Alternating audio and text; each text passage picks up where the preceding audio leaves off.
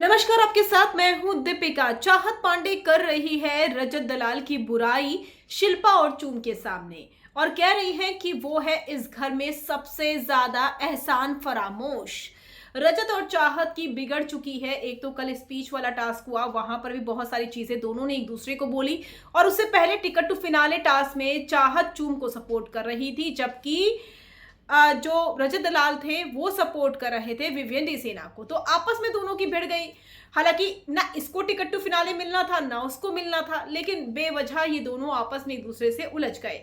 उसके बाद दलाल की एक बात चाहत को चुभ गई और इसीलिए उन्होंने कह दिया कि ये है एहसान फरामोश। शिल्पा भी एग्री कर रही थी और साथ ही साथ चूम तो करेंगी ही। तो ऐसे में शिल्पा ने कहा कि वो बहुत ही अनग्रेटफुल है, कोई उसके लिए कितना भी कर दे उसे एहसास नहीं होता इस चीज का और वो इस चीज को मानता भी नहीं है।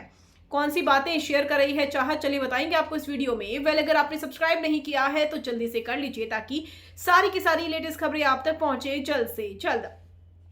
चाहत पांडे ये कह रही है कि आज रजत ने मुझे बोला कि आज मेरी बहन ने मुझे पराठे बनाकर खिलाए हैं। बहन मतलब ईशा ने पराठे बनाए हैं और वो मैंने खाए हैं। चाहत ने कहा कि मैंने इसको इतने दिनों तक खाना बनाकर खिलाया, लेकिन आज बहन ने खिलाया तो ये उसकी तारीफ करने लगा।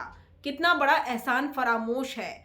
तो यहाँ पर चूम कहती है कि आप किसी इंसान के लिए करते रहो 100 दिन आपने उसको खिलाया, लेकिन उसको कभी भी इस चीज का एहसान नहीं दिखा। आज उसने कर दिया तो फिर बहुत बड़ा एहसान हो गया। तो शिल्पा कहती है बहुत ही अनग्रेटफुल इंसान है ये।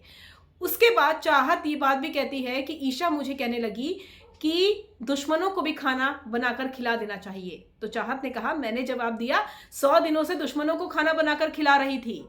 तो ये बातें हुई है और इसीलिए एहसान फरामोश बोलती हुई नजर आई है चाहत पांडे रजत दलाल को, जो कि ईशा की तारीफ कर रहे थे उसके हाथ के पराठे खाने के बाद।